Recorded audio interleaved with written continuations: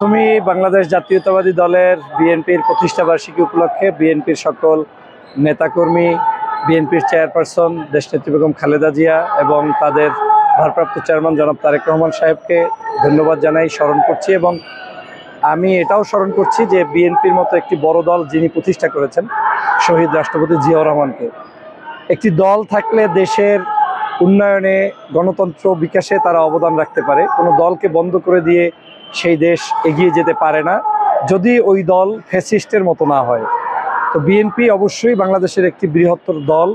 সেই দলের মধ্যে, তাদের কার্যক্রমের মধ্যে বিভিন্ন ধরনের গ্রুপিং থাকবে, আলোচনা থাকবে, সমালোচনা থাকবে, একে অপরের সাথে ভিন্ন মত থাকবে, সেটা পজিটিভ দিক। তবে সেই ভিন্ন মত যাতে কখনোই বিশৃঙ্খলায় পরিণত না হয়। আপনি যেটাও জানার চেষ্টা করেছেন যে একই দলের প্রতিষ্ঠাবার্ষিকী অথচ গ্রুপে গ্রুপে হানাহানি, মারামারি, যেটা কাম্য নয়। আমিও মনে করি এটা অবশ্যই দলের জন্য, দেশের জন্য সুনাম নষ্ট করবে। তারপরেও বাংলাদেশের কালচারটা এমন হয়ে গিয়েছে যে বাংলাদেশের আপনি যাই করবেন তার মধ্যেই এক ধরনের গ্রুপিং অবস্থান করছে। যেই জায়গা থেকে বিএনপিকে বের হয়ে নিয়ে আসতে হবে এবং তারুণ্যের যারা সংগঠন করছে তাদেরকে সেই জায়গাটায় সঠিক ভূমিকা পালন করতে হবে। যদি সেটা না করতে পারে তাহলে জনগণের কাছে কিন্তু বিতর্ক হবে।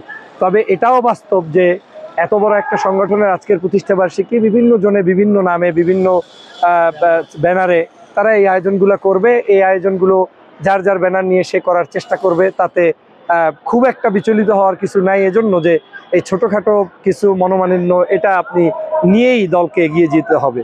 তবে দল যারাই করুক বাংলাদেশে, প্রত্যেকটি রাজনৈতিক দলেরই ম্যানিফেস্টোর মধ্যেও কিন্তু আছে একটা শৃঙ্খলা, সুশৃঙ্খলা রক্ষা করে চলতে হবে। এবং বিএনপি আপনারা দেখেছেন 5ই আগস্টের পরে যত অন্যায় অত্যাচার বাংলাদেশে বিভিন্ন ধরনের হয়েছে, তার মধ্যে এই দলের নেতাকর্মীদেরও অনেক বিতর্কিত কর্মকাণ্ড আছে।